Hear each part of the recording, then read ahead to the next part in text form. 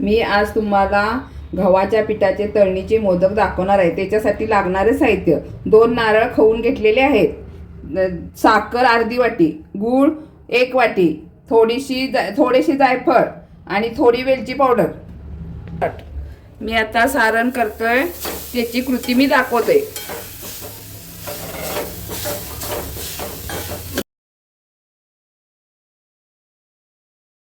भाजून वगैरे काही घ्यायचं नाही, ते खोबरं असं त्याला पाणी सुटायला पाहिजे। हे असं सगळं एकत्र घालून घ्यायचं आणि थोडा वेळ त्याला 5 ते 7 मिनिटं थोडं हे शिजवून घ्यायचं बारीक गॅस नंतर। मी आता थोडी जाड कढई घेतलेली आहे, त्याच्यामुळे ते लगेच लागणार नाहीये। थोडं पाणी सुटल्यानंतर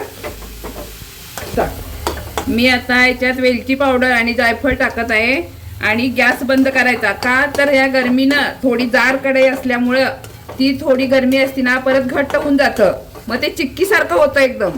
आपल्याला चिक्की सारखं नको आहे, आपल्याला असंच पाहिजे आहे। हे गॅस बंद करून टाकायचा आणि तुम्हाला वाटत असेल तर थोडीशी तुम्ही भाजून खसखस टाकू शकता ह्याच्यामध्ये।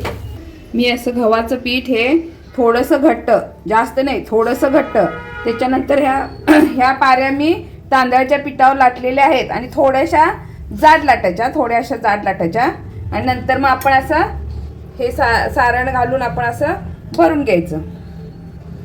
हे असं घ्यायचं, असं म्हणजे त्याला आपले चुन्या चांगल्या पडतात। ते चुन्या चांगल्या पडायला की हे असं भरून घ्यायचं आणि खालून असं थोडंसं असं हे आपल्याला हातावर असं हे करायचं आणि वरती थोडं असेल तर ते छान लागते। नंतर हे आहे ना, हे कुरकुरीत लागतं, हे छान लागतं। नंतर ते काढून टाकायची काही गरज नाही, आपल्याला ते खाताना त्या खोबऱ्याबरोबर छान लागतं। सारण ते खोबरं असतं ना, ते छान लागतं। त्याच्यामुळे थोडंसं सारण आहे ना, थोडंसं गोड करायचं, म्हणजे ते खाल्लं ना की दोन्ही मिळून छान लागतं ते।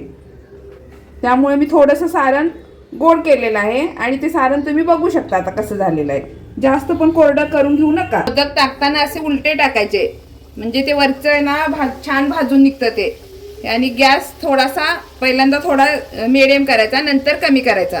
पहिल्यांदा ते असे थोडेसे फुगतात मोदक, हे असे थोडेसे फुगून येतात। ते सारखं हलवायचं नाही, एक वेळाच पलटायचा मोदक त्याला, नंतर असं त्याला टाकून घ्यायचं नाही।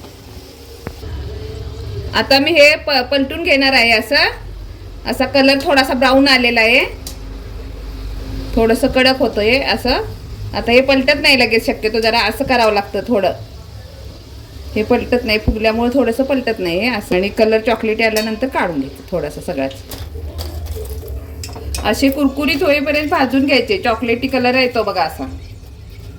आणि 4 दिवस टिकतात जास्तीत जास्त मोदक, हे छान लागतं 4 दिवस। 4 दिवसानंतर नाही।